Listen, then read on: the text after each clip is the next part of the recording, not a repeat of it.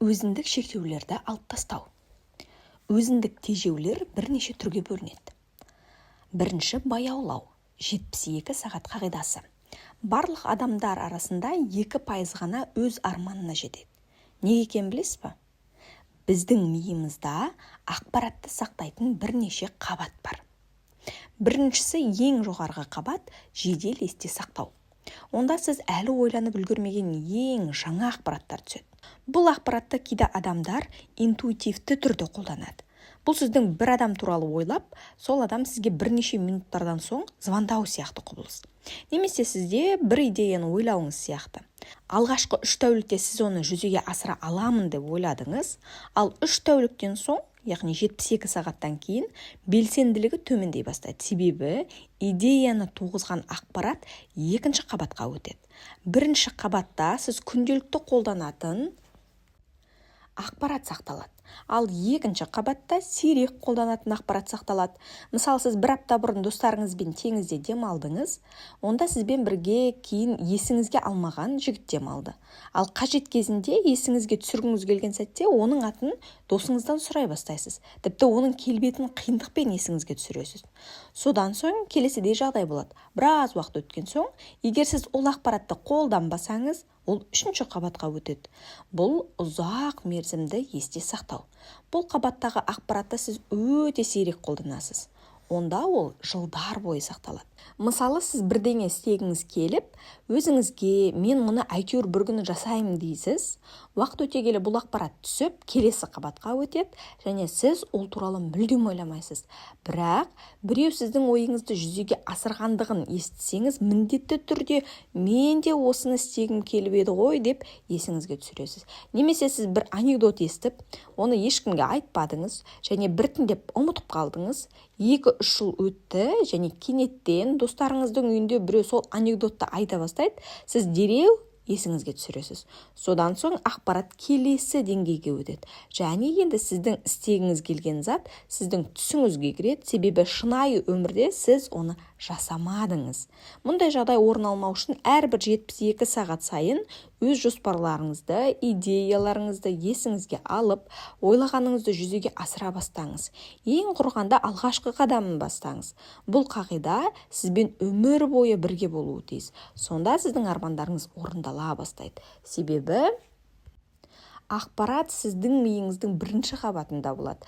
Бұл орайда сізге 7-ші сезіміңіз дұрыс жағдайларды қалыптастыру және 6-шы сезіміңіз мұны істеуге сізге көмектесетін адамдарды тарту және интуитивті таңдау.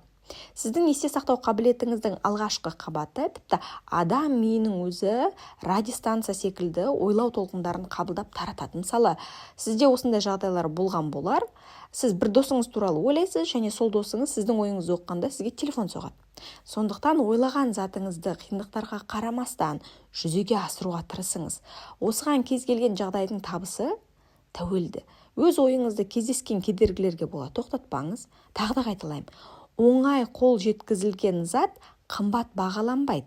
Нақты нәтижені жоспарлаңыз да өз мақсатыңызға беттеңіз. Себебі өз мақсатына көптеген мәселелерге қарамастан өз арманына ұмтылып, соған жұмыс істеген адам ғана жетеді. Сіздерге есте сақтау деп аталатын дискті міндетті түрде алу қажет. Сіз өз есте сақтау қабілетіңіздің барлық қабаттарын дұрыс қолдануды, қажеттіні еске сақтауды және қажет уақытта ақпаратты шығара білуді үйренесіз. Себебі кез келген уақытта қажет болып қалатын заттардың ешқайсыны ұмытып қалмау және есте сақтау қабілетіңіздің дұрыс ұйымдастыра білу өте маңызды қабілет. Тренингтерімде мен кейде 4-ші сыныпта естіген мысалдарды, немесе ұстазымның 10 жыл бұрын айтқандарын мысал ретінде келтірем. Бұл менде есте сақтаудың осы механизмі жұмыс істегенінің арқасында. Сондықтан мен үйде дайындалмаймын, мен сахнаға шығып айта берем. Егер сіз қатты дайындалып, барлығын жаттап, попугай тәрізді мүдірмей айтып шықсаңыз, сіз ештеңе айтпағандай боласыз. Неліктен көптеген сатушылар, агенттер кәсіби түрде сөйлесе де, олардан ешкім ештеңе алмайды. Себебі оларда 90% сөз, тек 10% ғана сезім. Ал бұл керісінше болу тиіс. Ең бастысы шынайы сезіміңіз 90%, ал құр сөз 10% ғана болу тиіс. Мен тренингтер жүргізгенде шынайы, шын көңіліммен сөйлеуге тырысамын. Шынайы болу өте маңызды. Себебі адамдар сіздің эмоционалды жағдайыңызды сезеді. Оқытудың ең жақсы формасы 98% жеке үлгіде, 2% ғана түсіндірме. Миды әрқашан шыңдап, ойлау қабілетін, есте сақтауды, интуицияны дамытатын жаттығулар жасап тұру керек. Міндетті түрде өзіңізде сенімділік, еркіндік, өзіңізге деген құрмет сезімдерін дамытып отырыңыз, күнделікті оқып жаттығыңыз. Біздің тәжірибеге сүйенсек, 17 теріс жауапқа бір ғана жағымды жауап келеді екен. Және тағы бір мысал, 11 жағымсыз тәжірибеге ми тек бір ғана жағымды жағдайды еске түсіреді. Арақатынасы таңғаларлық. Бұл мидың барлық қабаттарын қосуға мүмкіндік беретін ерекше бағдарлама. Сондықтан мен өз тренингтеріме қажеттіні оңай есіме түсірем, себебі мен қажетті ақпаратты қалай сақтау туралы механизмдерді оқып, дамытқанымның арқасы. Екінші, кінәлау. Көптеген адамдар өз сәтсіздіктеріне өздерінен басқа барлығын кінәлайды. Олар оның себебі сыртқы ортадан, жағдайлардан, жұлдыздардың дұрыс болмауынан іздейді, тек өзінен емес. Менің тәжірибемде қызық жағдайлар көп болған. Мен Тәжікстаннан Ресейдің көптеген қалаларына баруыма тура келетін есімде, және менің багажымды жолда міндетті түрде тексеретін. Әрине, вагонға кіріп, тек менен ғана тексергенде қынжыласың. Бір күні мен 13 рет тексерген болатын. Соңында мен одан жалықтым да милиционерге, міне жоғары сөредегі чемодан, алда өзің тексере бер дедім. Алайда кейіннен мен бұл жағдайды саралай бастағанымды, себеп өзімде екенін түсіндім. Бізге солай қарайтынына ешкім де кінәлі емес. Бүкіл әлемді кінәлаудан қажет жоқ. Ең алдымен өзіміз кінәліміз, себеп өзімізде. Бір ережені есте сақтаңызшы, ешқашан ешкімді кінәламаңыз. Мемлекетті де, заңды да, жақындарыңызды да, достарыңызды, ешкімді. Қасиетті кітапта былай жазылған: ешкімді мінемеңіз. Сонда сізді де ешкім мінемейді. Егер сіз өмірді кінәласаңыз, өмір кінәлайды. Себебі ойлар, эмоциялар, сіздің біреуге деген қатынасыңыз уақыт өте келе қайтып келеді. Өзіңіз үшін ең оңайы басқа біреуді кінәлай салу. Өзінен басқа барлығын кінәлау адамға тән қасиет. Бұл кінәлау біреуге арналып айтылса, жауапты реакцияны күтіңіз, себебі кез келген зат жауапты болады. Одан соң ол адамды түсінуге тырысыңыз. Бұл сіздерді қатынастарыңызға әсер етеді, ол адамның да сізді түсінуіне ықпал етеді. Ал кез келген достастық және бірлесіп қимылдау болашақ жетістіктің кепілі. Сондықтан мықты болып сәтсіздікті өзіңізден іздеуге тырысыңыз, өз қателіктеріңізді түзеңіз, өз жақсы жақтарыңызды қолданыңыз, ескі қателіктеріңізді қайталамаңыз және өз даму деңгейіңізді жоғарылатыңыз. Конфуций былай деген: егер өзіңіздің табалдырығыңыз тазаланбаса, көршінің үйінің төбесінде қар жатыр деп наразы етпеңіз. Үшінші, ақталу. Дұрыс емес жағдайды, өтірікті, сатқындықты, іштарлықты барлығын ақтап алуға болады. Өмірде ақталулар көп және адамдар оны көбейте түсуде. Бірақ мынадай ереже бар. Егер сіз өзіңіздің дұрыс емес қылығыңызға ақталсаңыз, онда сіз оны ешқашан түзе алмайсыз. Өзіңіздің кедейшілігіңізге ешқашан ақтау іздемеңіз, әйтпесе өмір бойы кедей болып келесіз. Өзіңіздің сәтсіздіктеріңізге ақталу іздемеңіз, себебі өмір бойы сондай болып қаласыз. Жанұялық ұрыс-керісте ақталатын заттар іздемеңіз, әйтпесе жанұялық бақытты сезінбейсіз. Ақталу жолдарын іздемей, нәтижеге қол жеткізіңіз. Ешқандай ақталу оны ауыстыра алмайды. Адамдар жақсы болу үшін емес, өздеріне жеңіл болу үшін ақталады. Ақталуды тоқтатсаңыз, сіз өзіңіздің жағдайыңыз үшін басқа адамға жауапкершілік артуды тоқтатасыз. Және барлық сәтсіздіктердің себебі өзіңізде екендігін түсінесіз. Ақталуды тоқтатсаңыз, сіз өз өміріңізді өзгертіп, өзіңізге сенімді боласыз. Сіздің әлсіз тұстарыңыз міне нағыз сәтсіздіктердің себебі. Өзіңізбен жұмыс істеңіз, себебі барлық жеңістер мен жеңілістердің негізі сізсіз. Данышпандар былай деген: барлық жеңістер өзіңізді жеңуден басталады. Сіздің блокнотыңызға. Өзіңізге деген сенімділік өз қабілеттеріңізді жүзеге асыруға көмектесетін қасиет. Егер бірдеңе жасағыңыз келсе, күмәнданбаңыз. Сенімді түрде жасаңыз, себебі өмір күштілер мен сенімділерді жақсы көреді. Сондықтан ешқашан түлкі болмаңыз. Өз мәселеңізді шешу үшін біреуді мақтамаңыз. Ол сізге көмектеспегеніне қарамастан шын жүректен шындықты айтыңыз. Өзіңізді арыстандармен қоршаңыз. Бұл дегеніміз өзіңізді күшті, мақсатына берік, табысты адамдармен қоршау. Себебі олар өздерінің табысымен, өздерінің үлгісімен сіздерге жағымды жақтарын береді. Әрбір 72 сағат сайын өз жоспарларыңызды, идеяларыңызды есіңізге алып, ойлағаныңызды жүзеге асыра бастаңыз. Ең құрғанда алғашқы қадам бастаңыз. Бұл қағида сізбен өмір бойы бірге болуы тиіс. Сонда сіздің армандарыңыз орындала бастайды. Мықты болып сәтсіздікті өзіңізден іздеуге тырысыңыз. Өз қателіктеріңізді түзеңіз, өз жақсы жақтарыңызды қолданыңыз, ескі қателіктеріңізді қайталамаңыз және өз даму деңгейіңізді жоғарылатыңыз. Конфуций былай деген: егер өзіңіздің табалдырығыңыз тазаланбаса, көршінің үйінің төбесінде қар жатады деп наразы өтпеңіз. Өзіңіздің кедейшілігіңізге ешқашан ақтау іздемеңіз. Әйтпесе өмір бойы кедей болып қаласыз. Өзіңіздің сәтсіздіктеріңізге ақталу іздемеңіз. Себебі өмір бойы сондай болып қаласыз. Жанұялық ұрыс-керіске ақталатын заттар іздемеңіз. Әйтпесе жанұялық бақытты сезінбейсіз. Ақталу жолдарын іздемей, нәтижеге қол жеткізіңіз. Сіздің әлсіз тұстарыңыз міне нағыз сәтсіздіктердің себебі. Өзіңізбен жұмыс істеңіз. Себебі барлық жеңістер мен жеңілістердің негізі сізсіз. Данышпандар былай деген: барлық жеңістер өзіңізді жеңуден басталады. Дамудың 3 саласы: рухани, дене бітімі бойынша саналық. Рухани даму. Рухани өсу дегенді әрқайсымыз әртүрлі түсінеміз. Бірақ біздің өмірімізді рухани дамусыз ешкім елестете алмайды. Сіз қаласаңыз да, қаламасаңыз да, рухани сала материалды сияқты біздің өміріміздің бөлігі.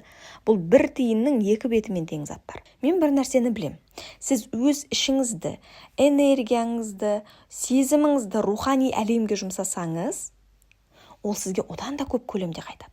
Алайда сіз өзіңіз өмір сүріп отырған шынайы өмірде де жоққа шығармауыңыз керек. Рухани және материалды жақтар өзара тығыз байланысты және біздің екі аяғымыз тәрізді бізге тұрақты тіреу болып тұрады. Қандай күшті болса да бір аяқпен ұзақ тұра алмайсың ғой. Дене бітімі бойынша даму. Дене дамуы бұл сіздің денсаулығыңыз. Жас кезіңізде ылғи да Құдайға жалбарынатын уақыт табыңыз. Денсаулық, бақыт, махаббат тілеңіз. Қартайғанда адамдар неліктен белсенді түрде Құдайға жалбарына бастайтынын білесіз бе?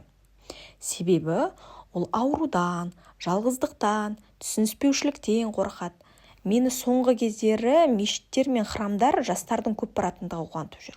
Рухани өмір үшін уақытты әрдайым табу керек. Тура сол секілді денеңізді жаттықтыру үшін де уақыт бөліңіз. Белгілі бір спорт түрін таңдаңыз. Тіпті бір ғана емес, себебі сіздің дене жағдайыңыз сіздің ойлау қабілетіңіздің жылдамдығына ықпал етеді. Сонымен қатар өзіндік ерекшелігіңізді де ескеріңіз. Бірақ міндетті түрде ұжымдық ойындармен айналысыңыз. Футбол, волейбол, баскетбол және тағы да басқа. Егер дене әлсіз болса, ми да солай. Дене солғын, ал ми мықты болуы мүмкін емес. Ал егер күнделікті тәтті заттар жеп, майлы тағамға әуестенсеңіз және аз қимылдасаңыз, біраз уақыттан кейін сіз артық салмақ қосып аласыз және сәйкесінше сіздің денсаулығыңызбен мәселе туындайды. Міне сол кезде сіз жоғары мақсаттарыңыз жайлы ойлана алмай қаласыз. Саналық даму. Өз санаңызды жаттықтыру қажет. Тағы бір рет қайталайын, ең жақсы салым өзіңізге, өз интеллектіңізге салған салым. Бұл ештеңемен тең келмейді. Сіздің табысқа жететін немесе жетпейтініңізді шешетін сіздің миыңыз. Ол сіздің еңбек ету құралыңыз болып табылады. Қатысуға мүмкіндігіңіз болған барлық тренингтарға қатысыңыз. Сіздің интеллектуалды деңгейіңізді жоғарылатын кітаптарды көп оқыңыз. Шет тілдерін оқу арқылы өз есте сақтау қабілетіңізді нығайтыңыз. Өз дарыныңызды дамытыңыз. Өз қабілеттеріңізге сай білім алыңыз. Дене шынықтыру мен спортпен айналысуға уақыт бөліңіз. Өз мақсаттарыңызға жетуге тырысыңыз және өмір қуанышына бөлене біліңіз. Сол кезде сіз ешқашан шаршаңқы болмайсыз. Өмірден қалай демалуға болады? Неліктен адамдар жұмыстан кейін үйлеріне келіп шаршағандарын айтып демалғылар келеді? Себебі жұмыс оларды қуантпайды. Мақсаттарын жүзеге асыруға ықпал етпейді. Ұнатпайтын жұмыс ауыр міндетке, еңбек борышына айналады. Өз жұмысыңызды сізге қуаныш алып келетіндей, бақыттың көзі болатындай және энергиямен қамтамасыз ететіндей қылып жасаңыз. Уақытты дұрыс қолдана білу. Өз уақытының тіпті 1 сағатын да бос жібермек болған адам өмір құндылығын түсіну деңгейіне әлі жетпеген адам. Чарльз Дарвин. Сіз білесіз бе, адамдарда ертеңгі күніне деген сенімділік жоғалып, іштей қорқыныштың пайда болу себебі неде екендігін. Былай қарағанда барлығы жақсы, бала шағаларының дені сау, өздерінің табыстары жаман емес, және өз баспаналары да бар. Бірақ осыларға қарамастан іштей үрей ұялайды. Себебі олар өз уақыттарын басқара алмайды. Үнемі асығып, әрдайым жүйке күйзелісінде болады. Сондықтан уақытты дұрыс басқара білуді үйренген жөн. Көптеген адамдар уақыттың тапшылығына үнемі сезініп жүреді. Егер оларда тәулігіне 48 сағат болса да, олар бәрібір еш нәрсеге де үлгермес еді. Кейде адамдар уақыттың жетпейтіндігіне тұйықталып қалады, олар кешігіп жүргендей, берілген мерзімге үлгермейтіндей сезінеді. Дегенмен осыған қатты назар аудармауға тырысыңызшы. Уақытты шексіз деп білетін балалық шағыңызды еске алыңызшы. Толықтай 3 айлық өміріңізді өз рахатыңызға өткізген жаздық демалысты еске түсіріңіз.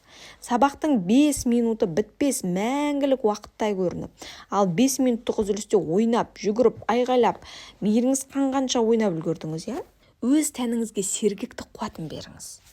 Ал ол өз кезегінде сізге қосымша уақытты сыйлайды. Өз уақытыңызды үнемді түрде пайдалана білуге үйреніңіз. Өз уақытын шебер басқара білу және үйлестіре білу бұл табысқа апарар кілт және жоғары мақсаттарға жеткізетін жалғыз жол. Уақыт кері қайтарылмас жалғыз категория. Уақыт жайлы. Әр таң сайын сіздің шотыңызға $86,400 сомасын салып тұратын банк бар деп елестетіңізші. Және ол әр кеш сайын күні бойы сіз қолданбаған қалдықтың барлығын шотыңыздан алып отырады делік. Сіз не істер едіңіз? Әрине, шотыңыздан күнде бір тиын да қалдырмай алып отырар едіңіз ғой. Біздің әр қайсымызда осындай банк бар. Осы банк әр таң сайын біздің шотымызға 86,400 секунд салып отырады. Әр күн сайын, әр түн сайын осы банк біздің шотымыздан кез келген жақсы іске жұмсалмаған уақытты ысырапқа жатқызады.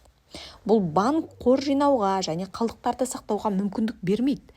Бізге әр күн сайын жаңа шот ашып, әр түн сайын бір күндік сальдоны жойып отырады. Егер күні бойы депозитті пайдаланбасақ, бұл біздің шығынымыз. Еш нәрсені қайтаруға, өзгертуге болмайды. Қалдықтарды ертеңге қалдыруға да болмайды. Біз тек бүгінгі күн депозитімен өмір сүре аламыз. Оның көп бөлігін денсаулыққа, бақытқа және табысқа жаратқан жөн. Уақыт өтіп жатыр. Сондықтан осы күні бойы барынша пайдалануға тырысыңыз, уақыт құндылығы шын мәнісінде сезінуге болады. Кез келген студент сессия тапсырғанда бір оқу жылының қанша тұратындығын айта алады. Кез келген ана өзі дүниеге әкелген сәби өмірінің бірінші айы қанша тұратындығын айта алады. Апаттық жағдайды басынан өткізген кез келген адам 1 секунд уақыттың қанша тұратындығын айта алады. Кез келген ғашық адам өзінің сүйіктісімен кездесу алдында күткен 1 сағаттың қанша тұратындығын айта алады. Кез келген жеңімпаз оның беделін көтерген 1 секундтың 100-ден 1 бөлігінің қанша тұратындығын айта алады. Уақыт ешкімді күтпейді. Сондықтан уақытты, оның әр кезеңін, әсіресе қазыңда өте жақын және қымбат адам болған кезде бағалай білу дұрыс болар еді. Уақыт орны толмас жалғыз құндылық.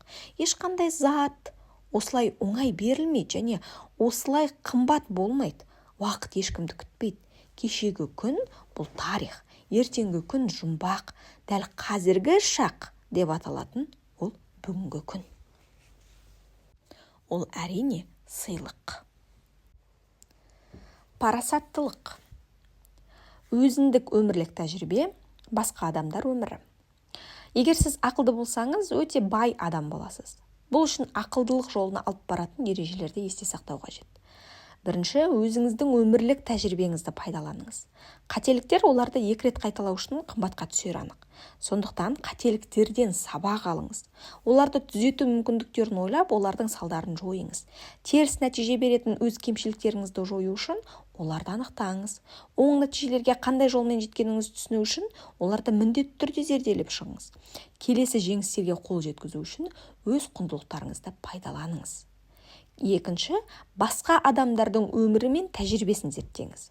Сізге тек өз қателіктеріңізден сабақ алу міндетті емес, себебі ақылдылар басқалардың қателіктерінен де сабақ алады. Бұл пункт бірнеше бөлімдерге бөлінеді. Бірінші, кітаптар және оқу. Ми үшін кітап оқу, дене үшін жасалатын физикалық қозғалыспен тең. Эдисон. Күніне кем дегенде 50 бет, 1 сағат оқыған маңызды болып табылады. Сіздің Жақсы мамандығыңыз және жақсы жалақыңыз болғанда сіз байсалды және сенімдісіз. Кітаптар, газеттер және журналдар оқуға уақыт бөле аласыз. Көптеген пәндерді оқып, түні бойы сабақ оқыған кездері жас кезге тән интеллектуалды белсенділік жас өсе келе азая бастайды. Бірақ жеңіл тақырыпты газеттерді ғана оқып қою дұрыс емес. Себебі өз миыңызды қажетті көлемде жаттықтыруды қойып, оқып үйренуге деген қабілетіңіз біртіндеп төмендей береді. Біздің барлық ойларымыз бен идеяларымыз оқыған кітаптарымыздың нәтижесі. Сондықтан көбірек кітап оқыңыз. Айтарлықтай интеллектуалды күш-жігерді талап ететін әдебиеттерді таңдаңыз. Сізді жақсы физикалық пішінде сақтайтын спорттық жаттығулар сияқты кітап оқу да жақсы интеллектуалды пішінде сақтауға көмектеседі. Таңғы ас, түскі немесе кешкі асты өткізіп алсаңыз да, өзіңізбен жұмыс істейтін уақытты өткізіп алмаңыз. Көптеген адамдар кафеде отырып, мағынасыз әңгімелер айтып демалады. Олар ақша тауып, оны пайдасыз нәрселерге жаратып, сосын қайта ақша табады. Осылай айналымда жүреді. Өзіңізге қор жинамайынша еш нәрсеге қол жеткізе алмайсыз. Сондықтан тағы да қайталаймын. Таңғы асты, түскі немесе кешкі асты өткізіп алсаңыз да, өзіңізбен жұмыс істейтін уақытты өткізіп алмаңыз. Екінші, басқа адамдардың ақылдылығын және ақымақтығын зерделеңіз. Сіз маған басқалардың ақымақтығын неге зерттеуім қажет деп сұрауыңыз мүмкін. Жауап өте қарапайым. Ақылдылық қалай жасау керектігіне кеңес береді. Бұл үшін ұлы адамдардың афоризмдерін оқыңыз. Ал ақымақтық қалай жасау қажеттілігін көрсетеді.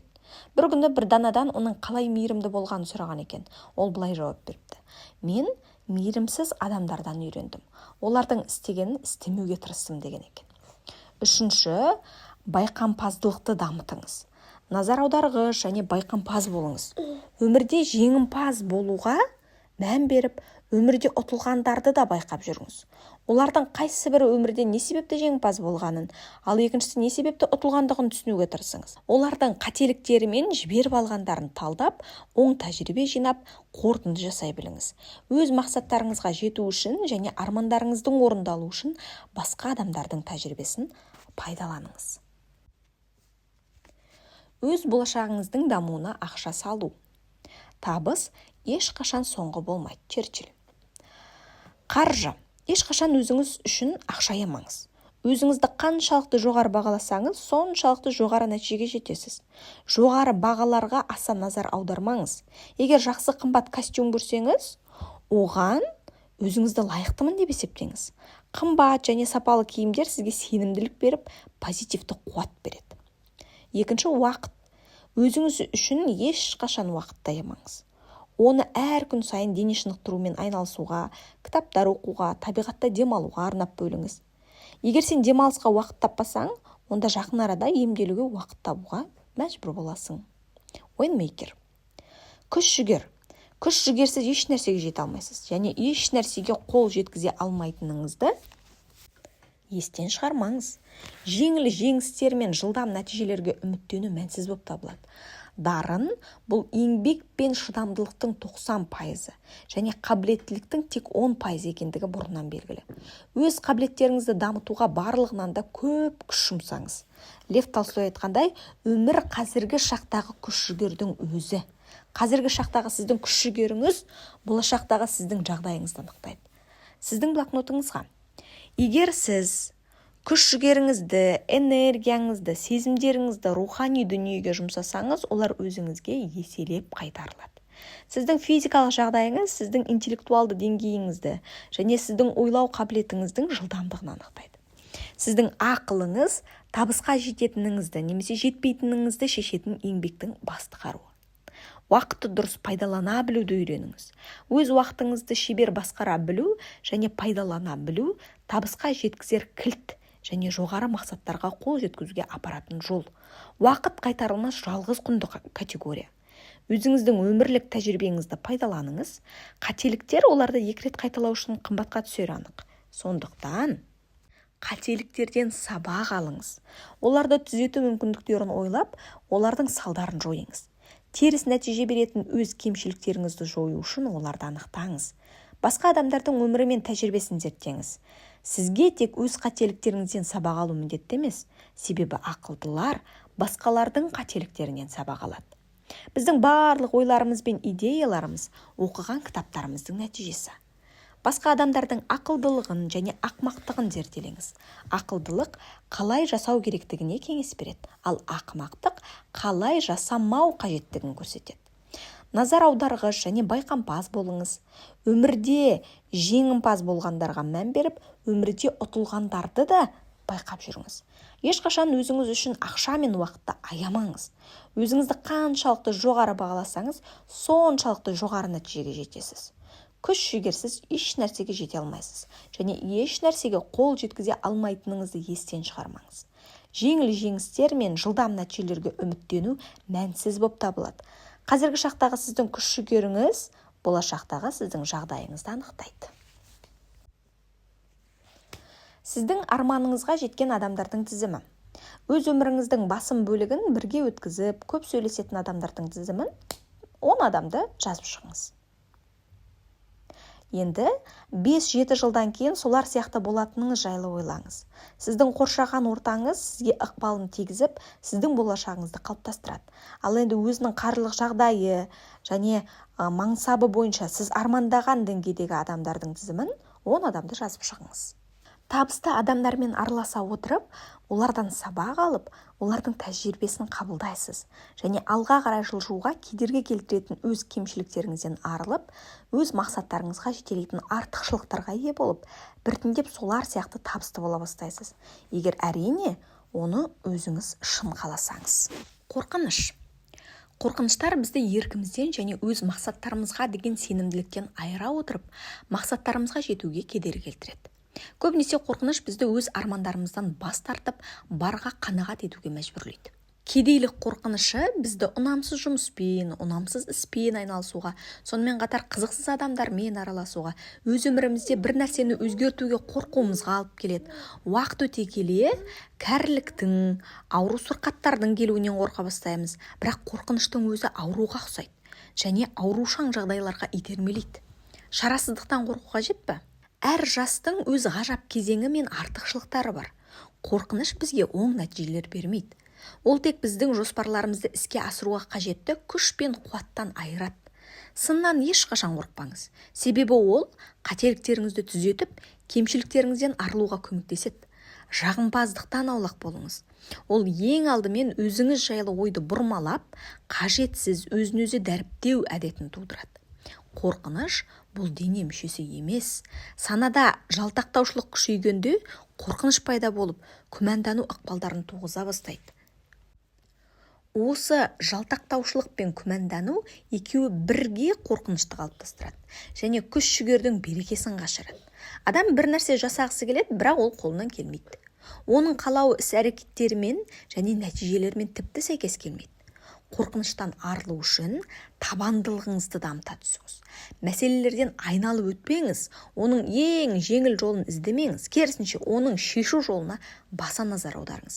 Кішкентай кірпіштерді бір-біріне сүйеп қалап, солармен қадамдап, біртіндеп жоғары көтерілгендей, шешілмейтіндей болып көрінетін мәселелерден де көтерілесіз. Күндердің бір күнінде сол мәселеден жоғары тұрғаныңызды байқайсыз. Өлім қорқынышы барлық адамдарда да бар. Одан ешкім қашып құтыла алмайды. Біздің атымызда ешкім күн сайын айтпайтын, бізді ешкім күтпейтін уақыттың туары сөзсіз. Бірақ бір нәрсе қалады. Біздің жақсылығымыз қалады. Біздің қолымызбен жасалған жақсылық ешқашан өлмейді. Өлімді жеңудің жақсы әдісі бар. Өзіңізге бардың барлығымен бөлісіңіз.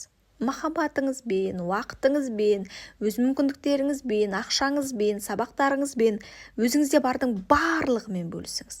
Сонда өлімнің сізден алары қалмай қалады. Адамдар өлімнен тек өмір сүріп үлгермеймін деп қорқады. Өмір керемет.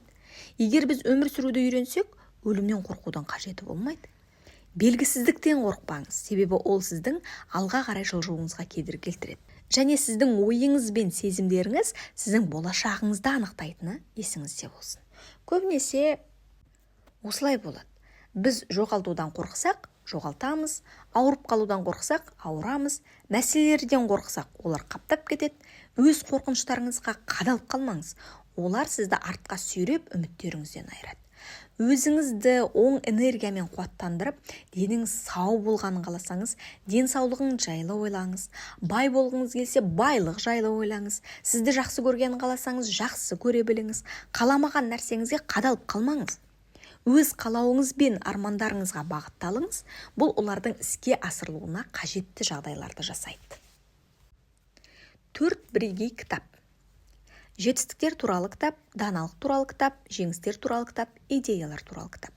Осы 4 бірегей кітап сіз үшін қажет болып табылады. Осы кітаптар сіздің өмірлік жетістіктеріңіз туралы, сіздің үлкен және кіші жеңістеріңіз туралы, өмірде жол көрсететін даналық кеңестер туралы, іске асырылуды талап ететін жақсы идеялар туралы жазылады. 4 дәптер немесе блокнот алып, олардың әр қайсына атауын жазыңыз. Жетістіктер туралы кітап, даналық туралы кітап, жеңістер туралы кітап, идеялар туралы кітап. Аталған кітаптардың тақырыптарына сәйкес келетін барлық ойларыңыз бен әрекеттеріңізді жаза бастаңыз. Ең дұрысы, оны әр өткен күнге талдау жасай отырып, өзіндік қорытынды жасай отырып, күнделікті жазып отырған дұрыс. Бұл өз істеріңізді келесі күнге жоспарлауға және оң нәтижелі жолды көрсетуге мүмкіндік береді. Жетістіктер туралы кітапқа өзіңіздің барлық табыстарыңызды, оң нәтижелеріңізді жазуыңыз қажет. Сонымен бірге табысқа қандай жолмен жеткеніңізге баса назар аудара отырып, барлығын толық және тыңғылықты етіп баяндауға тырысыңыз.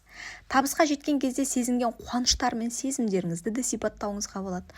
Өмірде қиындықтар туындағанда табыстар мен жетістіктеріңіз туралы осы кітапты оқып шығып, әсер аласыз және ары қарай жүресіз. Себебі сіздің қолыңыздан тағы да келетіндігіне сенімді боласыз. Даналық туралы кітап та өте маңызды. Оған өмірде басшылыққа алатын даналардың айтқан афоризмдерін және қанатты сөздерін, танымал адамдардың нақыл сөздерін жазуыңыз қажет. Олар кедергілерді жеңіп, жеңіске деген шабыт береді. Осы кітапты оқып шыққаннан кейін көптеген қателіктерден аулақ болып, қиын мәселелерді шешуде ақылдық танытуға үйретеді. Жеңістер кітабы сіздің жеңістеріңіз туралы кітап. Кедергілерді жеңу, қиын мәселелерді шешу, қойылған мақсаттарға жету, кедергі келтіретін кемшіліктерден арылу, осының барлығы сіздің жеңістеріңіз және ең басты жеңіс бұл өзіңізді өзіңіз жеңу, өз әлсіздіктеріңізді жеңу. Ол сізге ең көкейтесті армандарыңызды іске асыруға көмектеседі. Идеялар кітабына іске асыруға лайықты деп санайтын барлық идеяларыңызды жазыңыз. Жақсы идеялар кенеттен пайда болады. Егер оларды жазып алмаса, олар тез ұмытылып кетеді. Көптеген адамдар кенеттен пайда болған идеяларды жазып алмағаны үшін табысты болу мүмкіндігін жіберіп алады. Оны тек басқа адамдар іске асырғанда ғана есіне түсіреді. Сондықтан идеяларды дәптеріңізге жазып алуға ерінбеңіз. Тіпті басқа іспен айналысып болмасаңыз да, тіпті идея түнде келсе де жазып алуға ерінбеңіз. Бір жақсы идеяның өзі сізді бай адам етуі мүмкін.